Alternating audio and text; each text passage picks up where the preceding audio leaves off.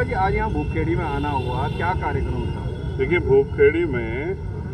भूपखेड़ी के लोगों ने, उसके आसपास के लोगों ने हमेशा हमारा साथ दिया, हमें समर्थन दिया। इस बार जब उपचुनाव हुआ, उन लोगों ने बढ़ चढ़ के मुझसे वादा किया था कि आपको हम यहाँ वोट देंगे और आपके प्रत्याशी को जिता के भेजेंगे। गठबंधन के प्रत्याशी वहाँ जीते।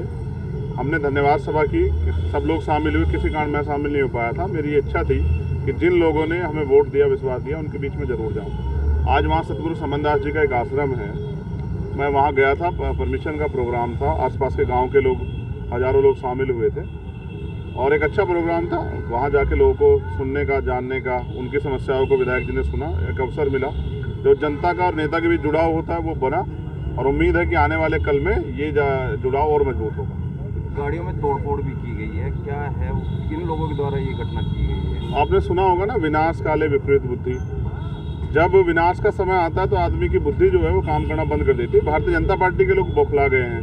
पहले उन्होंने तमाम तरह के दावे किए थे कि हम लोग यहाँ हारेंगे नहीं, ये नहीं होगा। लेकिन गठबंधन जो बना है, जिसमें आम जनता का विश्वास है, ये विकल्प है, ये भारतीय जनता पार्टी ताना से सरकार को जवाब दे सकता है। इसका रिजल्ट हमने खतौली में देखा। तो खतौली के रिजल्ट के बाद भारतीय जनता पार्टी के लोग बौखला गए हैं और लोकतंत्र के में इस तरह का प्रयास नहीं होना चाहिए।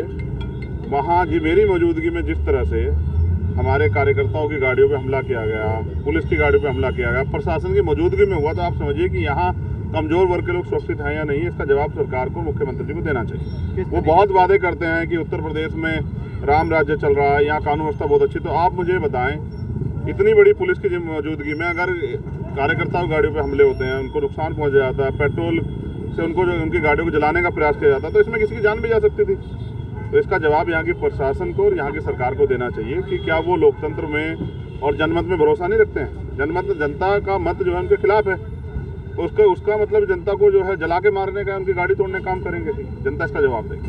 अगर कोई कार्रवाई नहीं होती तो देखिए, हम लोग FIR करा रहे हैं, हम लोग संवैधानिक रूप से अपनी लड़ाई लड़ेंगे और अगर इस तरह के आरोपियों को बचाने का प्रयास किया जाएगा तो फिर यहाँ जिला मुख्यालय पर हम लोग जो है जवाब भी मांगे यहाँ के जिलाधिकारी से और यहाँ के जो हैं SSP से हम पूछेंगे कि आप ये बताओ कि अगर लोकतंत्र में जनता दिन दहाड़े इस तरह से जो है वो उनके साथ इस तरह की घटनाएं होंगी, तो फिर आप यहाँ कुर्सी पर क्यों बैठे?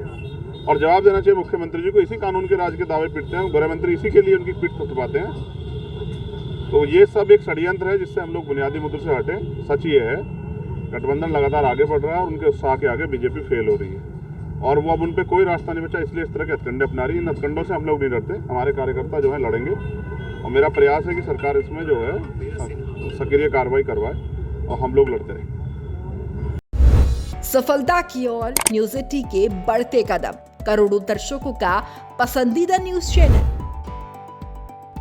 न्यूज 80 अब जियो टीवी पर भी।